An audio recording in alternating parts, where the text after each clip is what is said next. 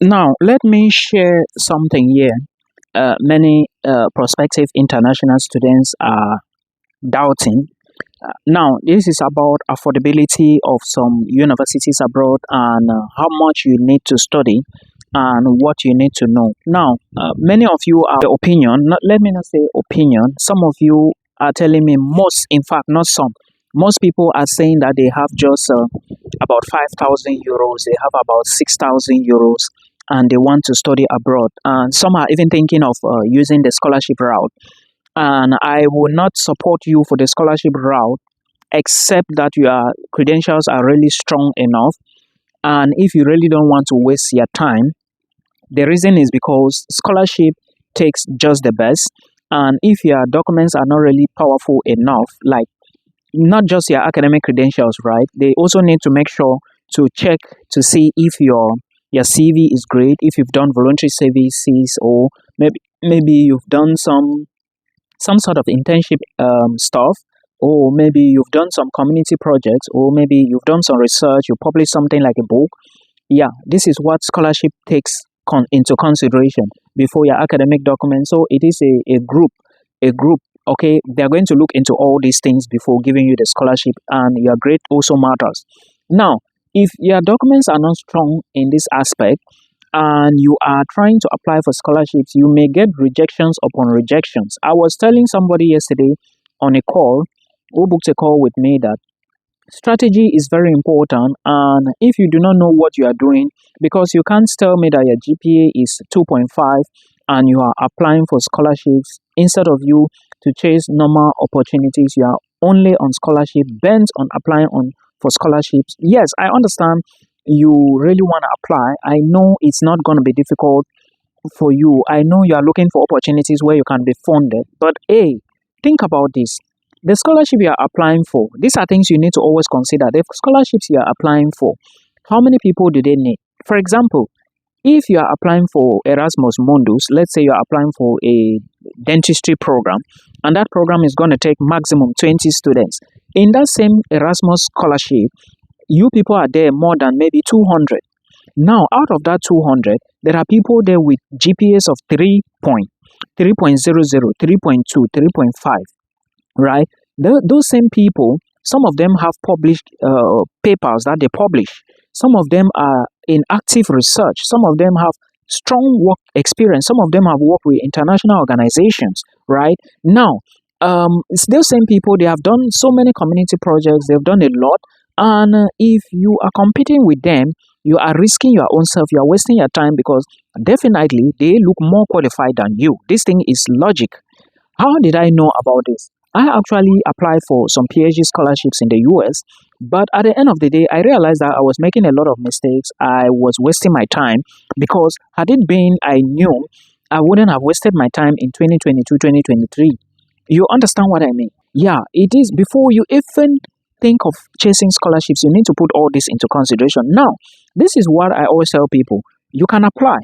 Of course, some people will say miracle do occur, but you also need to be logical. Don't just think everything is about miracle. You need to be strategic. Ask yourself, if I were the visa officer and I say submit your passport, and you do not submit the passport, if I were the visa officer, also ask yourself this question: Will I be able? Will I be able to give the person a visa? A person who doesn't submit the passport. These are questions you need to ask yourself. So don't be bent only on applying for scholarships whereas you are not qualified. This is something you need to put into consideration, and it's important that you always consider these things before doing any application. Now, there is another thing you need to know before you even make this decision, before you make a decision of migrating. You also need to understand that it's going to be competitive, and you need money to actually do some of these things. Okay, now what are some of the things I'm talking about? Application. You need to apply for universities. Application fee. Sometimes the school will say, mail your documents to us. You need to mail your documents to the school. Sometimes they will say, oh, we need legalized documents. You need to legalize your documents. Now, looking at all this money, all these things put together, right? The best thing is you look at your credentials, look at where you want to go. Ask yourself, if I continue to pursue this, will I be able to get it? Now, if your results are not great, go for self-funding. If your results are great, go for scholarship, but apply to many scholarships. right? Now, if you are looking at self-funding, the money you have is just 5,000 euros. Will you be able to take you to particular countries? That is the question. Now, many people are saying, "Oh, Milton, I applied for a school in the Netherlands and I'm not getting admission. The school gave me an offer letter, but my money is small." First thing first, I have a lot of videos on here to educate us. Yes, I know you people want the Netherlands because it is a good country.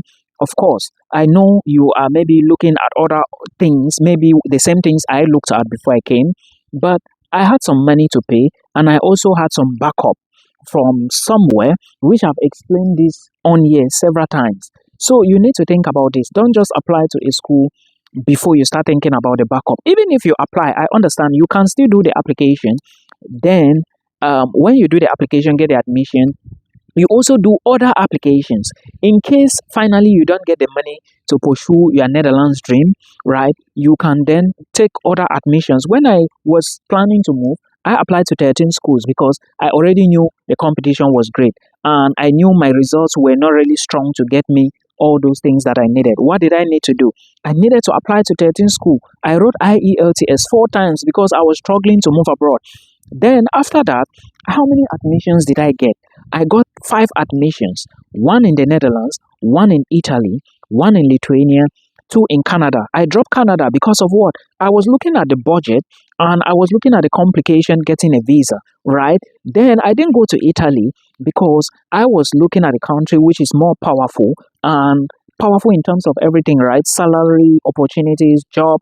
Not saying that Italy is bad, but I was choosing that because I knew all these things, right? I actually had a book where I was putting all these things inside. So this is the same thing you should do because if you do not do this, you may not get it right. Now, why didn't I go to Lithuania? I wanted to move to Italy because it was big. Of course, I had the money for Italy. Lithuania, I had to go to another country. Now, the Netherlands was where I was dancing. But finally, I came here. So you need to always strategize, put all these things into consideration, ask questions to yourself before you make a decision. 5,000 euros, it cannot take you to the Netherlands, it cannot take you to Germany, it cannot take you to Belgium because of the blocked account, because of the tuition fee involved. Some have lesser tuition fee, some have bigger blocked account issues, and some don't even have tuition fee like Germany, but you need more money for bank statement, blocked account, or affidavit. But the money is huge, it's not 5,000 euros. Now you are left with what? To look for countries that you can use your 5,000 euros and go in. And I think Latvia, Lithuania, Bulgaria, Slovakia, yeah, they are small countries, they are not as strong, but you can start from here, okay? Then another option you need to do is it's either to make a decision to stay back, then hustle more money, then add to the money you already have. But again, it also depends on if you want to work, if you are willing to work, if you are willing to do the dirty things to raise money, legal dirty things, and also if you would be able to raise the money because our economies are broken and breaking now. So put all these things together, then ask questions.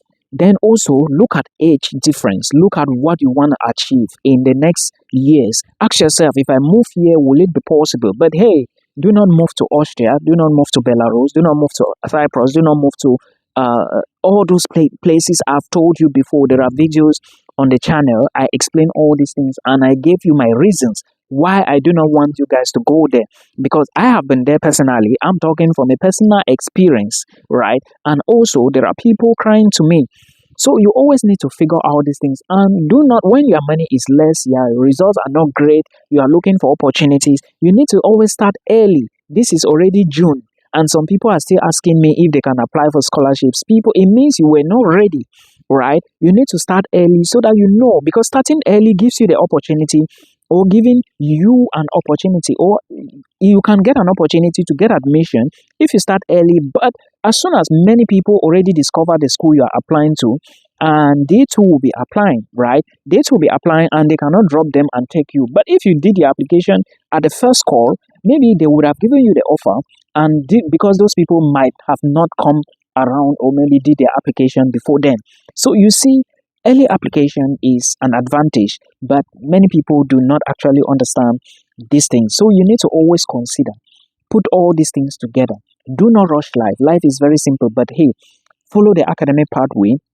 If you ask me, I would always tell you times and again that the academic pathway is the best pathway you can always follow, because it gives you liberty to do certain things and always go to EU or Schengen countries, because at the end of the day, they are accessible. You can always visit Germany, Poland, Czech Republic whenever you want.